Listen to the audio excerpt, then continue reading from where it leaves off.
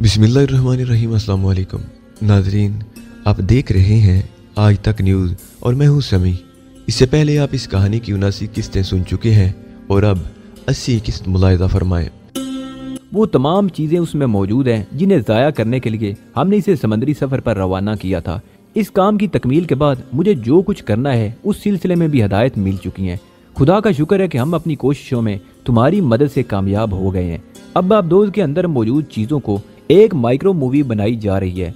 उसके बाद इस आबदोज को सतह समंदर पर ही तार पैडू मारकर तबाह कर दिया जाएगा और यूं ये कहानी खुद ब खुद खत्म हो जाएगी। समंदर का ये हिस्सा मखदूश जरूर हो जाएगा, लेकिन इसके अलावा और कोई चारा कार नहीं। इस आबदोज की तबाही की मुकम्मल फिल्म बनाई जाएगी जो मुझे अपने वतन को पेश करना होगी। मैंने इस कार्रवाई पर इत्मीनान का इजहार किया और इस बात पर तारीना हाडू से मुत्तफिक हो गया कि इस खतरनाक चीज का तबाह कर देना ही जरूरी है। मैंने इससे दरख्वास्त की थी कि इस माइक्रो फिल्म की एक कापी मुझे भी फराम कर दी जाए ताकि मैं फ़लस्तीनी हुकाम को इस बारे में रिपोर्ट दे सकूं, और तारीना हाडू ने इस बात का वादा कर लिया कि वो मेरी इस ख्वाहिश की तकमील करेगी। बाद की कार्रवाइयों के हमने अपनी आबदोज के विजन स्क्रीन पर देखा था। चारों आबदोजों से इस आबदोज का निशाना लेकर तार पैडू फायर किए गए और आबदोज के परखचे उड़ गए। वो आहिस्ता आहिस्ता टुकड़ों में तब्दील हो गई और समंदर की गहराइयों में उतरी जा रही थी। उसके बाद तारीना हाडू ने उन आबदोजों को वापसी का हुक्म दिया और हमारी आबदोज भी अपने सफर पर रवाना हो गई। इस काम से फारग होने के बाद मैं उन फलस्तीनी बाशिंदों के पास पहुंच गया। उनका लीडर एक शख्स जुनैद जलाल था। वो तमाम लोग मेरे गिर्द जमा हो गए थे। जुनैद जलाल ने कहा, हम उस सफर के दौरान आपको नहीं पहचान सके थे अली, लेकिन आपके साथी शार्टू ने हमें यह बता दिया था कि हमारी जिंदगी का बदतरीन दौर खत्म हो गया है और अब ये दौर कमांडो अली यार खान के हाथ में है। एक बार फिर हम अपनी अकीदत का इजहार करते हैं, लेकिन अली ये चेहरा आपका अपना तो नहीं है। हाँ, मैंने जरूरत के तहत अपने चेहरे पर मेकअप किया हुआ है, लेकिन अब इसकी जरूरत बाकी नहीं रह गई। मैंने अपना मेकअप उतार कर फेंक दिया और अपनी असली शक्ल में उनके सामने आ गया। जुनैद जलाल एक बार फिर उठकर मेरे सीने से लिपट गया। उसने कहा, तारीख इस बात की शायद है कि मुसलमान दुनिया के किसी भी खित्ते में हो, अपने मुसलमान भाई की तकलीफ पर तड़प उठता है। बेशुमार वाकयात इस बात का सबूत हैं और इंशाअल्लाह ताला अखुवत के ये जज्बे रहती दुनिया तक कायम रहेंगे। लेकिन मौजूदा दौर में काबिल फ़ख्र मुल्क पाकिस्तान के एक बाशिंदे अली यार खान ने फ़लस्तीन के लिए जिस जज्बे का इजहार किया है वो भी तारीख में सुनहरे हरूफों से रकम किया जाएगा। अली, तारीख हमारे सामने तुम्हारी शक्ल में जिंदा हो गई है। हमारी समझ में नहीं आता कि अपने जज्बात अकीदत को किस तरह पेश करें। अकीदत की ज़रूरत नहीं मेरे भाई, ये दिल का दर्द है और दिलों तक ही रहना चाहिए। मैंने जवाब दिया और फिर मैं उनसे बैरूत के हालात के बारे में सवाल करने लगा। जुनैद जलाल ने अजीब सी निगाहों से मुझे देखा और कहा, हम लोग अलामना से ताल्लुक़ रखते हैं और ज़्यादातर हमारी जिम्मेदारियाँ बैरूनी ममालिक में ही रहती हैं, लेकिन इस बार बैरूत से रवाना होते हुए आपके बारे में कुछ ऐसी बातें सुनी थी जो नाकाबिले यकीन थी। हमने सुना ये कि तंजीम से आपके इख्तलाफात हो गए हैं और आप उसके मफादात से मुतनफ़र हो गए हैं। ये हकीकत कोई भी दिल तस्लीम नहीं करता था। पता नहीं चल सका था कि ऐसा क्यों हुआ, लेकिन यहाँ आपकी ये कोशिश देखकर दिल को बेपनाह मुसर्रत का एहसास होता है कि वो तमाम बातें अफवाहों पर ही मुश्तमिल थीं। हाँ, इसमें कोई शक नहीं कि मेरी ज़ात से जो बातें मंसूब कर दी गई थी उनमें कोई सदाकत नहीं थी। गलतफहमियों का शिकार होने वाली इसराइली साजिशों का शिकार हुए। मैं शिकवा शिकायत का कायल नहीं हूँ जुनैद जलाल। मेरा अपना जज्बा जो ज़ाती नोयत रखता है मुझे अपनी ज़िंदगी की बादी लगाकर इन कामों में मसरूफ़ कर देता है। मुझे उसके लिए किसी अकीदत और किसी नाम की ज़रूरत नहीं। मैं सिर्फ काम करने का शौकीन हूँ। इसका सबूत खुदा के फजल से जगह जगह तंजीम को देता रहूँगा। तंजीम मेरी तरफ से गलतफहमियों का शिकार रहे, मुझे इसकी कोई परवाह नहीं। मेरा ये पैगाम उन तक पहुँचा देना कि अली उनके लिए नहीं बल्कि शतीला कैंप और बैरूत के दूसरे छोटे छोटे कैंपों में मुकीम उन बेखानमान लोगों के लिए सरगर्दा है जिनसे उनके घरों की छत छीन ली गई है, और वो अपनी जिंदगी का मिशन उस वक्त तक जारी रखेगा जब तक कि उसके वजूद में सांस बाकी है। अली, आप हमारे साथ बैरूत चलेंगे? जुनैद जलाल ने कहा, यह मुश्किल है जुनैद जलाल, और एक अच्छे दोस्त की हैसियत से मैं ये तवक्को करूंगा कि मेरी राय जानने के बाद तुम दोबारा मुझसे इसके लिए ना कहोगे। जुनैद जलाल को मेरे ठोस लहजे से यकीन हो गया कि अब इस मौजू पर कुछ कहना बेसुध है। चुनाचे उसने इस सिलसिले में खामोशी इख्तियार कर ली। मैंने दोबारा सिलसिला गुफ्तगू वहीं से शुरू किया और जुनैद जलाल मुझे अपनी आमद के बारे में तफसीलात बताने लगा। उसने कहा कि उसे हदायत की गई थी कि हायल जोशु से सौदेबाजी करे और किसी भी मुनासिब रकम पर इस बात के लिए उसे आमादा कर ले कि वो आबदोज को समंदर में ज़ाया कर दे ताकि आबदोज इसराइल के हाथ ना लगने पाए। हमारी जिंदगी के मुख्तलिफ मिशन अली, एक तरफ हम इसराइल से सियासी महाज पर जंग कर रहे हैं और दूसरी तरफ हमारी तंजीमें उसके चेहरा दस्तियों से मजलूम फलस्तीनियों को महफूज रखने में मसरूफ हैं। तीसरी तरफ हम वतन मुकद्दस की इमारतों और वहाँ की ज़मीन के खिलाफ होने वाली साजिशों का सद्देबाब कर रहे हैं। चौथी तरफ हम दुनिया भर में होने वाली इसराइली साजिशों के खिलाफ नबर्द आजमा है और उसके साथ साथ ही ये कोशिशें भी जारी की हैं कि इसराइली अफरीत उन कुव्वतों को ना अपना सके जो अरबों के खिलाफ इस्तेमाल हो रही हैं। लेकिन हायल जोशू ने गद्दारी की, वो एक मुजरिम था, सिर्फ दौलत का रसिया और गैर मुस्लिम भी। तमाम गैर मुस्लिम ख्वाह वो दुनिया के किसी भी खित्ते में हों, इस बात को अच्छी तरह जानते हैं कि इस्लाम अपने बुनियादी उसूलों की बिना पर दूसरे मज़ाहब से मुमताज़ है और उसके अफकार व ख्यालात उनके लिए तशवीश का बायस रहे हैं। वो आपस में एक दूसरे के लिए सब कुछ कर सकते हैं, मुसलमानों के लिए नहीं। इस मखदूश सूरत हाल में मुसलमानों को आपस में यकजा होकर ये सोच लेना चाहिए कि उन्हें अपने तौर पर खुद को मजबूत करना है, अपना दिफा खुद करना है और उनका किसी भी बैरूनी मदद पर इंसार उन्हें तबाही की तरफ ले जाता है।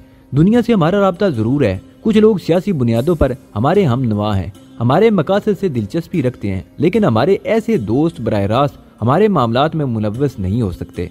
वो सिर्फ हमें सियासी और माली इमदाद ही दे सकते हैं और जो कुछ करना है हमें खुद ही करना है। इस आबदोज को हम अपने तौर पर हासिल नहीं करना चाहते थे क्योंकि अभी हमारे वसाइल इतने नहीं थे कि हम इन फार्मूला पर काम करें। बस हम उन्हें इसराइलियों के हाथ नहीं लगने देना चाहते थे। हायल जोशू से हमारी गुफ्तगू की इब्तदा बहुत अच्छी थी। उसने हमसे ताउन का वादा किया था, लेकिन फिर अचानक उसका रवैया तब्दील हो गया और हमें अगवा करके कैद कर दिया गया। उसके बाद के हालात से हम तकरीबन लाइल्म रहे, सिवाय उस वक्त के जब तहजीब मालिक एक्स नामी लड़की ने हमें आईवान फेरू से हासिल करके अपनी कोठी में मुंतकिल किया और उस वक्त उसने हमें बताया कि हमें हायल जोशू की कैद से निजात मिल चुकी है और अली यार खां अब्दोज के उसूल और उसकी तबाही के सिलसिले में कोशां है और हमारी ये रिहाई उसी की काविशों के बदले में आई है। एक बार फिर इस बात का इजहार करूंगा अली कि इस वक्त से हमारे सीनों में इत्मीनान ही इत्मीनान था और ये यकीन हो गया कि अब सब कुछ ठीक हो जाएगा। अब दोनों की वापसी के सफर में कोई नाकाबिले जिक्र वाकया पेश नहीं आया और हम उस मुल्क की तह तक पहुंच गए जिसका इन वाकयात से ताल्लुक था। रात का वक्त था, तहद्दे निगाह कुहर की दबील चादर फैली हुई थी। वो एक सुनसान सी बंदरगाह थी जहां हम आप दो से निकलकर खुशकी पर पहुंचे। बेशुमार अफराद हमारे इस्तकबाल के लिए मौजूद थे। उन्होंने बड़ी गर्मजोशी से तारीना आडू और उसके इशारे पर मेरा इस्तकबाल किया। कैदियों वगैरह के बारे में हमें कोई अंदाजा नहीं हो सका कि उन्हें इस वक्त कहाँ मुंतकिल किया गया, लेकिन 9 फलस्तीनी बाशिंदे मैं और शार्टू उन लोगों के साथ एक शानदार माइक्रो बस में बैठकर चल पड़े। हमारी मेजबानी चंद अफराद के सुपुर्द कर दी गई थी जो निहायत एहतराम से हमें लिए हुए खूबसूरत इमारत में पहुंचे जिसके बाहर फौजी पहरा लगा हुआ था। इमारत हर लिहाज से बेहतरीन थी। हमें एक बेहतरीन और आरास्ता कमरे में पहुंचा दिया गया। मेरी ख्वाहिश पर शार्टू को मेरे साथ ही रहने दिया गया था। जुनेद जलाल और उसके साथियों को भी मेरे कमरे के बराबर ही कमरे दिए गए थे। रात 9 बजे हम लोगों को मुश्तरका ज़ियाफत दी गई। इस ज़ियाफत में हमारे अलावा सिर्फ 2 अफराद शरीक थे। उन्होंने हमसे दरख्वास्त की कि हम अपनी किसी भी ज़रूरत को नज़रअंदाज न करें बल्कि फौरी तौर पर उसके बारे में बता दिया जाए। खाने के बाद मैंने जुनेद जलाल से कहा कि ये रात पुरसुकून गुजारे और उसके बाद शार्टू के साथ अपने कमरे में आ गया। शार्टू इस वक्त भी मेरे साथ ही था। वो बेहद मसरूर था। उसने कहा, चीफ, हर चंद के मेरा ताल्लुक इस मुल्क से है, लेकिन आज मैं यहाँ अपने आप को जिस बुलंदी और जिस मनसब पर पा रहा हूँ वो सिर्फ तुम्हारे ही तफैल है। नहीं शार्टू, ये सिर्फ तुम्हारी वतन परस्ती और तुम्हारी कारकर्दगी का नतीजा है। क्या तुम अपने वतन में अपने लोगों में फौरी तौर पर जाने के ख्वाहिशमंद नहीं हो? अभी नहीं चीफ, जल्दी क्या है, जरा यहाँ से इजाज़त तो वसूल कर लूँ। तुम्हारी वजह से बात कुछ बनी रहेगी, उसके बाद इत्मीनान से ही जाऊंगा, शार्टू ने कहा। चंद लम्हे की खामोशी के बाद शार्टू दोबारा बोला, बड़ी पुरानी ख्वाहिश थी चीफ कि किसी दिन एक बड़े आदमी की हैसियत से लोगों के सामने आऊं, लेकिन ऐसा कभी ना हो सका। सिर्फ रात को बिस्तर पर लेटकर आंखें बंद करके बड़ा आदमी बन जाता था और अपनी उन तमाम ख्वाहिशात की तकमील कर लेता था जो खुली आंखों पूरी नहीं हो सकती थी। बहुत सी बातें इस वक्त ज़हन में आती थी, उन ख्वाबों की तकमील करती थी जो दुनिया को नजर न आती, सिर्फ मैं उसे देखता था। आखिर वही हस्ती तुम्हारी शक्ल में मुझे मिल गई। सो जाओ शार्टू, मैं भी सोना चाहता हूँ, मैंने हंस कर कहा। दूसरे दिन नाश्ते वगैरह से फारग हुए थे कि तारीना आडू चंद अफराद के साथ पहुंच गई। उसने उनसे मेरा तारुफ कराया। ये फौजी हुकाम थे, मुझसे सब भी अच्छी तरह पेश आए। तारीना आडू ने जुनेद जलाल और उसके साथियों के लिए बेशुमार तहाइफ खरीदे थे। मेरे लिए भी बहुत कुछ था, लेकिन मैंने शुक्रिया के साथ उनमें से सिर्फ चंद चीज़ें जो मेरी फौरी ज़रूरत के तहत काम आ सकती थी कबूल कर ली और बाकी तारीना हाडू को वापस कर दी। शार्टू को तारीना अपने साथ ले गई थी। 4 बजे उसने मुझे इतला दी कि रात को ज़ियाफत वज़ीर आज़म की कोठी पर है। रात को वो खुद मुझे लेने आई और मैं जुनैद जलाल और 2 फ़लस्तीनी नौजवानों के साथ उस मुल्क के वज़ीर आज़म की रिहाइशगाह पर पहुंच गया। वज़ीर खारजा, वज़ीर दाखिला, वज़ीर दिफा और दूसरे बड़े बड़े ओहदेदारान यहाँ मौजूद थे जिन्होंने मेरा पुरतपाक खैर मकदम किया। वज़ीर आज़म ने मुझे बताया कि मेरा ये इस्तकबालिया प्रेस की निगाहों से अलग है और अगर मैं इस बात की इजाज़त दूँ कि इस कार्रवाई की इतला प्रेस को दे दी जाए तो उन लोगों को कोई एतराज़ नहीं। ये सब कुछ मेरी वजह से किया गया है कि प्रेस को इस बारे में कोई खबर नहीं दी गई। मैंने इस बात पर खुसूसी तौर पर वज़ीर आज़म का शुक्रिया अदा किया और दरख्वास्त की कि मेरा नाम या मेरी कार्रवाई की कोई भी रिपोर्ट प्रेस के कानों तक नहीं पहुंचनी चाहिए, मुझे इससे नुकसानात होंगे। उसके बाद वज़ीर दाखिला ने अपनी इस्तकबालिया तकरीर में मेरा शुक्रिया अदा किया और मेरी तारीफ व तौसीफ करते हुए दूसरे लोगों को बताया कि मुझे इस काम के मुआवजे के तौर पर इतनी बड़ी रकम पेशकश की गई थी जो कोई भी ज़ी अकल नहीं ठुकरा सकता था। लेकिन तारीना हाडू के बयान के मुताबिक मैंने ये कहकर इस रकम को नज़रअंदाज कर दिया कि मैं ये काम सिर्फ फ़लस्तीन के लिए करना चाहता हूँ और इसमें मेरी कोई ज़ाती गरज नहीं। वज़ीर आज़म ने कहा कि इस दौर में जबकि सारी दुनिया में इनफरादी तौर पर अपने मफादात के तहफ़्फ़ुज़ का रुझान है, एक ऐसा शख्स काबिल हैरत है जो ज़ाती मुफाद पर अपने फ़र्ज को तरजीह देता है और ये बात इंतहाई काबिल तहसीन है। इस तकरीर के बाद तालियां बजाकर जज्बे तहसीन का इजहार किया गया। फिर वज़ीर आज़म ने एक और ऐलान किया, हमारा एक बहुत बड़ा मकसद अली यार खान के जरिए पूरा हुआ है। अली यार खान ने इसका कोई मुआवजा तलब नहीं किया, हालांकि उसके इवज वो हमसे बहुत कुछ मांग सकते थे। चुनाचे उनकी खिदमात को सराहते हुए उन्हें इस मुल्क की शहरियत पेश की जाती है और उन्हें एक खुफिया एजाज़ दिया जाता है जिसके तहत वो यहाँ के मुअज़्ज़ज़ शहरी करार पाएंगे। इस मुल्क के जिस हिस्से में चाहें उनके लिए रिहाइश का बंदोबस्त किया जाएगा। वो अपनी बकिया ज़िंदगी अगर चाहें तो यहाँ गुजार सकते हैं।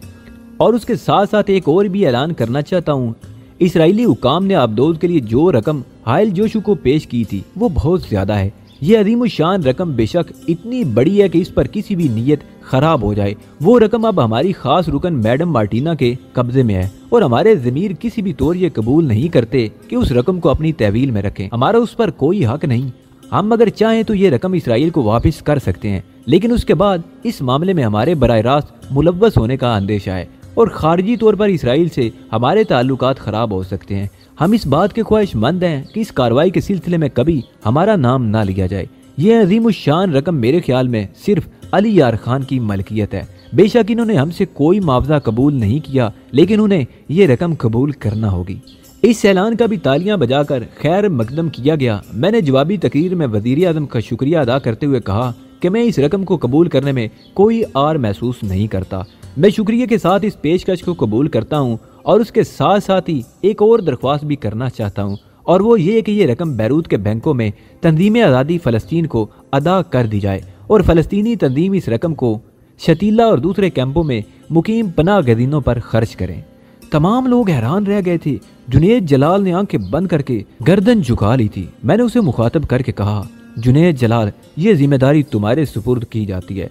इंशाअल्लाह तुम बैरूत पहुंचोगे और फ़लस्तीनी हुकाम को मेरा पैगाम मोहब्बत देना और उन्हें बता देना कि उनका एक पाकिस्तानी भाई अपनी तमाम तर ज़हनी सलाहियतों और कुव्वतों के साथ उनकी फलाह के लिए मसरूफ़ अमल है और ये अकीर सी रकम उन मजलूम पनाह गज़ीनों पर खर्च करना है। जुनैद जलाल की गर्दन बदस्तूर झुकी हुई थी। उसने मेरी बात का कोई जवाब नहीं दिया था। रस्मी कार्रवाइयों के बाद एक पुरतकल्लफ डिनर किया गया और हमें हमारी रिहाइश गाहों पर मुंतकिल कर दिया गया।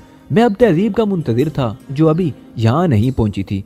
तारीना हाडू से मुसलसल रब्ता जारी था। वो ज़्यादा वक्त मेरे साथ ही गुजार रही थी। कई जगहों से ज़ियाफ़तों की पेशकश की गई थी, लेकिन मैंने अपनी तशवीश का इज़हार करते हुए तारीना हाडू से कहा कि इनसे कोई भी कार्रवाई प्रेस की निगाहों में आ सकती है। और बात सिर्फ इतनी सी नहीं तारीना हाडू, बल्कि एक और मसला भी है। ओलिव हार्वर्ड अमेरिकन CIA का एजेंट है और इन तमाम कोशिशों में वो एक इसराइली नुमाइंदे की हैसियत से पेश रहा है। तमाम सूरत हाल अब तक उसके इल्म में आ चुकी होगी, इसलिए मैं ज़्यादा मंजर आम पर नहीं आना चाहता। हार्वर्ड से मेरी चपकलश का सिलसिला जारी है और इम्कान इस बात का है कि वो खुद भी अब यहाँ मौजूद हो। तारीना हाडू ने मेरी बात से इत्तफाक किया था। उसने कहा कि अच्छा हुआ ये बात उसे बता दी गई ताकि वो मेरे तहफ़्फ़ुज़ का माकूल बंदोबस्त कर दे। बात यहाँ ख़त्म हो गई थी। अपनी इस रिहाइश गाह में मैं मुतमईन और मसरूर था 5वें दिन जुनेद जलाल और उसके तमाम साथियों को बैरूत भेजने के इंतजाम कर दिए गए। जुनेद जलाल जब मेरे पास आया तो उसकी आंखों से आंसू रवां थे। अली, मेरे पास अब कुछ कहने के लिए अल्फाज नहीं, सिर्फ मुझे ये बताओ बैरूत कब आओगे? जुनेद मेरे भाई, मैं अपने कामों में मसरूफ हूँ। मेरे दिन में बहुत से मंसूबे हैं और उनकी तकमील दुनिया के किसी भी हिस्से में और किसी भी खित्ते में की जाएगी। हाँ, अगर कभी किसी काम से बैरूत आना पड़ा तो चंद लोगों से मुलाकात जरूर करूंगा, लेकिन इस सिलसिले में कोई वादा नहीं कर सकता। जुनेद जलाल खामोश हो गया था। मैं खुद तारीना आडू के साथ उन लोगों को एयरपोर्ट तक छोड़ने गया और उन्हें बड़ी मोहब्बत और एहतराम के साथ रुखसत किया गया। वापसी में मैंने तारीना आडू से उन इसराइली एजेंटों के बारे में पूछा जिन्हें अब्दुल से गिरफ्तार किया गया था, तो तारीना आडू ने बताया कि उनके बारे में अभी तक कोई फैसला नहीं किया जा सका। सूरत हाल खासी उलझी हुई है। डंबर नामी जहाज को अब्दुल ने तबाह किया था और उसकी इतला इसराइल तक पहुंचनी चाहिए, वरना सियासी उलझनें पैदा हो जाएंगी। चुनाचे हुकाम इन कैदियों के बारे में अभी गौर खोज कर रहे हैं और ये फैसला करने से कासिर हैं कि उनके साथ क्या सलूक किया जाए।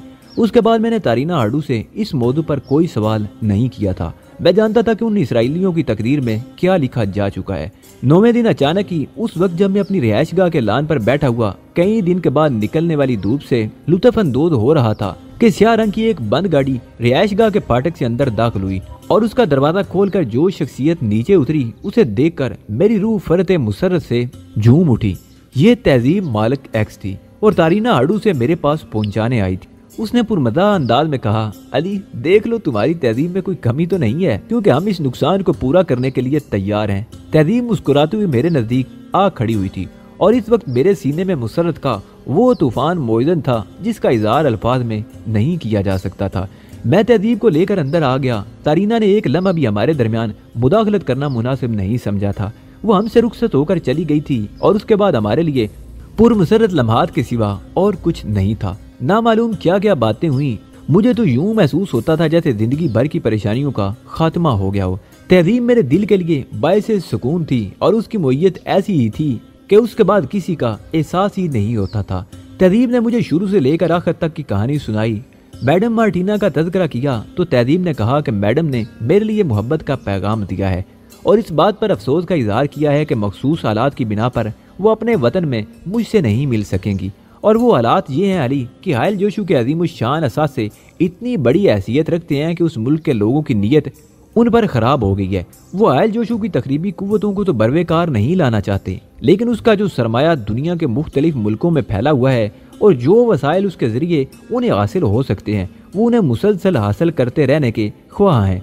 और उसके लिए उनका एक अलग डिपार्टमेंट तश्कील किया गया है जिसने अपना काम भी शुरू कर दिया है। बेचारी मार्टिना अभी ना मालूम कब तक हायल जोशू की हैसियत से वहाँ मुकीम रहेंगी। अलबत्ता उन्होंने एक पेशकश ज़रूर की है, वो ये कि हमें जब भी और जहाँ भी उनकी मदद की ज़रूरत पेश आए वो हायल जोशू के नुमाइंदों के जरिए हमारी मदद करने के लिए तैयार हैं और ये सिर्फ ज़ाती बुनियाद पर होगा। इसका उनके मुल्क से कोई ताल्लुक नहीं। तहजीब की मुहियत में मुसरतें ही मुसरतें थीं। हम लोग दुनिया के हर मौजू पर गुफ्तगू कर चुके थे। मैंने तहजीब को बताया कि हमें इस मुल्क की शहरियत भी पेश कर दी गई है, अब वो मशवरा दे कि अपना आइंदा का प्रोग्राम क्या हो। जिस जवाब की मुझे तहजीब से तवक्को थी उसने वही जवाब दिया। कहने लगी, हमने इन लोगों के लिए एक ऐसा काम किया है अली जिससे उन्हें ज़बरदस्त मफादात हासिल हुए हैं। ये हमारी इज्जत करते हैं, हमारा एहतराम करते हैं, लेकिन हमारा एक जज्बा भी उनके इल्म में है जिसके तहत हम उनसे इसका कोई मुआवजा नहीं लेना चाहते।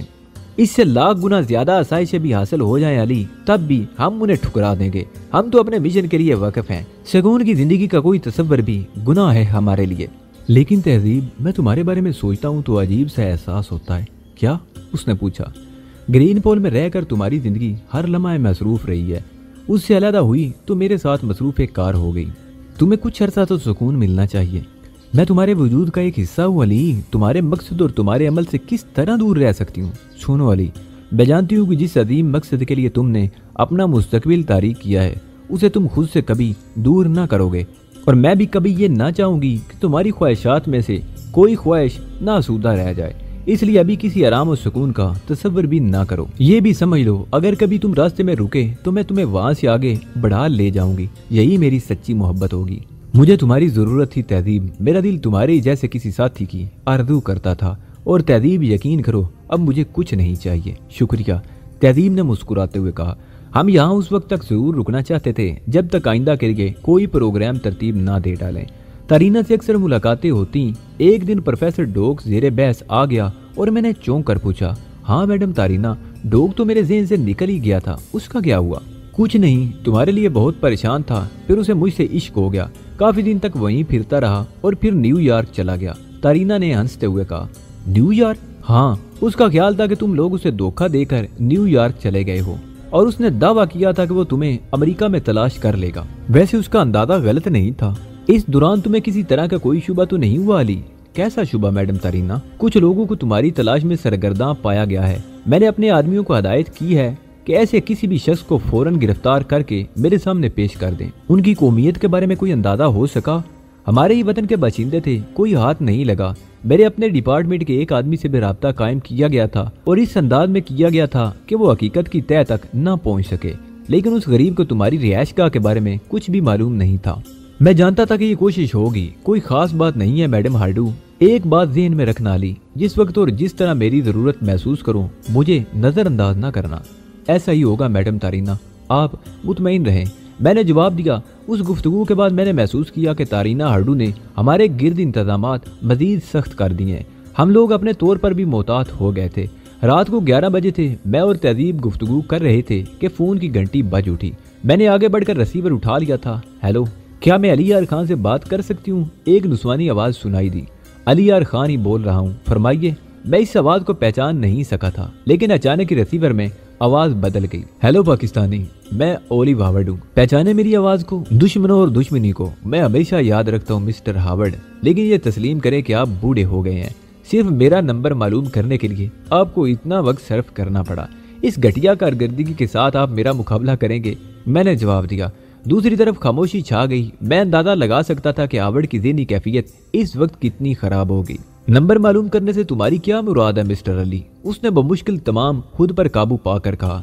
मिस्टर हावर्ड, यकीनन अब आप ये मालूम करना चाहते हैं कि मैं आपकी काविशों के बारे में क्या जानता हूँ। कहाँ से शुरू करूँ, गोटे हिल से या फ्रांस से या फिर बैरूत से, जहाँ आपने मेरे और तंजीम के दरमियान निफाक के बीच बोए थे? मैंने मान लिया मिस्टर हावर्ड की एक बहुत बड़ी रकम बैंक में मेरे नाम जमा करा के आपने तंजीम को मुझसे बदगुमान कर दिया, लेकिन कितनी बड़ी बदकिस्मती है आपकी कि वो रकम उन्हीं फलस्तीनियों पर खर्च हुई जिनसे आपकी दुश्मनी है। आपने मुझे फ्रांस लाकर तख्ता मिशन बनाना चाहा, लेकिन आपकी बदकिस्मती ने मुझे गोटे हिल पहुंचा दिया, जहां मेरी वजह से एक बड़ा इसराइली प्रोजेक्ट तबाह हो गया और इसराइल को एक नाकाबिले तलाफी नुकसान पहुंचा। और मिस्टर हावर्ड, शायद आपके फरिश्तों को भी ये गुमान ना रहा होगा कि अली यार खान उस आबदोज के उसूल के लिए मसरूफ अमल हो जाएगा, लेकिन ये सब कुछ आपकी वजह से हुआ। डंबर नामी जहाज पर मिस्टर हावर्ड, जब आप हाइल जोशु से इसराइल के मफादात की सौदेबाजी कर रहे थे तो मैं आपसे ज्यादा दूर नहीं था, बल्कि आपको देखकर मेरे काम का लुत्फ सही मैनों में दोबाला हो गया था। आपको बहुत देर बाद पता चला होगा मिस्टर हावर्ड कि हाइल जोशु को अहमक बनाकर आबदोज उड़ाने वाला अली यार खान है। तुम रोज बरोज निखरते जा रहे हो अली, तुम्हारी कारकर्दगी वाकई शानदार होती जा रही है। हाइल जोशु जैसी खतरनाक हस्ती को तुमने किस तरह शीशे में उतारा ये मैं नहीं जान सका। मैंने गलत तो नहीं कहा था हावर्ड कि तुम बूढ़े हो गए हो, मैं क्या लगा कर बोला। ये इतराफ कर लूं तो तुम मेरे साथ क्या रियायत कर सकते हो? तुम्हारे बुढ़ापे और तुम्हारी बेचारगी पर तरस खाकर बस मैं ये मशवरा दे सकता हूँ कि तुम अब अपने फराइज से सबकदोश हो जाओ, रिटायरमेंट ले लो और बकिया जिंदगी अपने मजहब की तबलीग करने में गुजार दो और अपने बुढ़ापे पर तरस खाओ और इस हंगामा खेदियों से किनारा कश हो जाओ, क्योंकि अली के रास्ते बेहद वसी हैं। अभी उसे बहुत कुछ करना है, तुम कहाँ कहाँ उसका ताकुब करते फिरोगे? मैंने कहा और ओलिव हावर्ड की आवाज एक बार फिर बंद हो गई। मैं जानता था कि इस वक्त ओलिव हावर्ड की क्या हालत हो रही होगी। तहजीब मालिक एक्स मेरी सूरत देख रही थी, उसकी आंखों में एक शोख चमक थी। थोड़ी देर के बाद ओलिव हावर्ड ने फिर कहा, और मैं तुम्हें यह मशवरा देता हूँ अली यार खान कि तुम पाकिस्तान के लिए मुसीबतों के पहाड़ ना खड़े करो। अमरीकी हुकूमत से तुम्हारे मुल्क को जो फंड मिलता है वो तुम्हारे लिए बड़ी अहमियत रखता है। क्या तुम ये चाहोगे कि मैं उसमें रखने अंदाजी करूं? नहीं अली, तुम यकीनन ये नहीं पसंद करोगे। मोहब्बत और अखुवत के जज्बात अपनी जगह, लेकिन उनके बदले में अपने वतन के लिए तबाही मोल लेना मुनासिब नहीं। ये एक बुजुर्ग का मशवरा है। ए अहमक बुजुर्ग, क्या यहूदियों ने अमरीकी हुकूमत पर इस सिलसिले में दबाव डालने में कोई कसर छोड़ी है? क्या पाकिस्तान को मिलने वाली इमदाद के लिए यहूदियों के कलेजे नहीं कटते? क्या तुम लोग ये कोशिश करते करते थक नहीं गए हो? कैसी बातें करते हो? तुम्हारी ये अहमकाना सोच एक न एक दिन जरूर बदल जाएगी। मेरा वतन, मेरी हुकूमत, मेरे मुल्क के रहने वाले अपनी आज़ादी को दुनिया की हर चीज़ पर तरजीह देते हैं। ये इमदाद तुम यहूदियों की विसासत से नहीं बल्कि हमारे मुल्क की अपनी हैसियत से हमें मिलती है। तुम इसमें रखना अंदाजी करने से कब बात रहे हो? ये धमकी तुम जानते हो कि कितनी खोखरी है। मेरे लहजे में दुरुस्तगी आ गई थी। मैंने घर्राती हुई आवाज में कहा, तुम्हारी तो यही कोशिश रही है ओली बावड़ कि किसी न किसी तरह हमारे मुल्क को कमजोर करो, लेकिन खुदा को क्यों भूल जाते हो जिसने तुम्हें हमेशा नाकाम रखा। ऐबन हाल में तुम्हारे सरफिरे उलमा जो गुफ्तगू कर रहे थे जो सरासर तारीख और हकायक के खिलाफ थी, और उसके नतीजे में तुम्हें अली यार खान मिला जिसने तुम्हारे मंसूबों को सालों पीछे पहुंचा दिया। पाकिस्तान का नाम लेकर तुम हजारों अली यार खान पैदा कर सकते हो जो तुम्हारे मंसूबों को फना कर देंगे। अपने बुढ़ापे को संवारो ओली बावड़, और एक बुजुर्ग के तौर पर तुम्हारा एहतराम करते हुए मैं तुम्हारे साथ सिर्फ यही कर सकता हूँ कि जब तुम मेरी जद में आओ मैं तुम्हें जिंदगी दे दूं। एक बूढ़े पर हाथ उठाना किसी मुसलमान के शायाने शान नहीं, वरना तुम जानते हो कि तुम बार बार मेरी जद में आ चुके हो। और तुम्हारा अपने बारे में क्या ख्याल है? नहीं ओली बावड़, ये झूठ बोल रहे हो तुम। बोटेल में क्या तुमने मुझ पर कातलाना हमले करने की कोशिश नहीं की थी? फिर क्या नतीजा रहा? बैरूत में सूरत हाल जरा मुख्तलिफ सी हो गई थी। मैं समझ नहीं पाया था, एतराफ करता हूँ, लेकिन तुम्हें भी इस बात का एतराफ करना पड़ेगा कि मुझे बैरूत से निकालकर तुम्हें कितने अजीमुशान खिसारों से दो चार होना पड़ा। जरा हिसाब तो करो ओली बावड़। अगर तुम्हारी कारकर्दगी के बारे में सारी तफसीलात इकट्ठी करके मैं तिल अबीब भिजवा दूं तो तिल अबीब वाले अमरीकी हुकूमत से यही दरख्वास्त करेंगे कि तुम्हें उनके हवाले कर दिया जाए, और उसके बाद वो तुमसे उन नामाकतों का इंतकाम लेंगे। अगर तुम यही चाहते हो तो मुझे तो इस पर कोई एतराज नहीं। मैं तुम्हारे बारे में तुम्हारे दोस्तों को तमाम तफसीलात बताऊंगा, अपने और तुम्हारे सारे हिसाब किताब खोलकर उनके सामने रख दूंगा और फैसला उन पर छोड़ दूंगा। जमीन वसी है अली यार खान, जमीन वसी है। कब तक बचोगे मेरे हाथ से? मेरी जिंदगी का वाहिद मिशन अब यही रह गया है कि मैं तुम्हें फना कर दूं, लेकिन मेरी कसम भी अपनी जगह है। तनहा तुम्हें मारने में वाकई कोई दिक्कत नहीं होगी अली। मेरा ताल्लुक जिस तंजीम से उसके बारे में तुम अच्छी तरह जानते हो। जिस तंजीम की बात तुम कर रहे हो वो अपने मुल्क की सियासत और अपने मुल्क की फलाह के लिए मसरूफ़ अमल है, जिसकी कारकर्दगी कुछ भी हो, लेकिन तुम्हारा ये सिलसिला खालिसन ज़ाती है। तुम अमरीकी हुकूमत से तनख्वाह वसूल करके इसराइलियों के लिए काम कर रहे हो और अपनी नरकाज से अमरीकी हुकूमत को बदनाम कर रहे हो। सुनो ओली बावड़, मैं खुद तुमसे दूर नहीं रहूंगा। तुमसे दूर रहने में लुत्फ नहीं आता। मैंने तुम्हारे लिए एक बेहतरीन मनसूबा बंदी की है। बहुत जल्द वो वक्त आने वाला है ओली बावड़ जब हम और तुम इतने करीब होंगे कि शायद हमें फ़ोन पर एक दूसरे से गुफ्तगू करने की ज़रूरत पेश ना आए। जब मैं मसरूफ़ अमल हूँगा तो तुम्हारे लिए ऐसा दर्द सर बन जाऊँगा जिससे तुम्हें कभी निजात नहीं मिलेगी, और तिल अबीब को ये एहसास हो जाएगा कि उसने क्या मुसीबत मोल ली है। ठीक है अली, ठीक है, तुम इंतज़ार करो, इंतज़ार करो तुम। मैं इंतज़ार कर रहा हूँ और मुसलसल कर रहा हूँ ओली बावड़। कम अज़ कम मुझे ये यकीन तो दिला दो कि कब तक तुम मुझ पर काबू पा लोगे। मैंने मजाक उड़ाते हुए कहा, और दूसरी तरफ से फ़ोन बंद कर दिया गया। 2-3 बार मैंने उसे मुखातब करने की कोशिश की, लेकिन लाइन बेजान हो चुकी थी। मैंने भी रिसीवर रख दिया। तहजीब मालिक एक्स कुर्बान हो जाने वाली निगाहों से मुझे देख रही थी। थोड़ी देर खामोश रहने के बाद उसने कहा, खुदा तुम्हारे इरादों में कामयाब तुम्हें करे। तुम पर नाज होता है अली, यकीन करो तुम पर नाज है मुझे, और मुझे तुम पर, बल्कि अपने आप पर कि मेरी तकदीर ने मुझे तहजीब जैसी शख्सियत से मिला दिया। मैंने पुरमसरत अंदाज में कहा। ओली बावड़ से होने वाली गुफ्तगू ने मेरे ज़हन को किसी कदर खुशगवार तासरात दिए थे। तहजीब थोड़ी देर खामोश रहने के बाद बोली, ये शख्स गालिबन अपने बुढ़ापे का एतराफ़ करके तुमसे ये मालूम करना चाहता था कि तुमने हायल जोशू को किस तरह अहमक बनाया।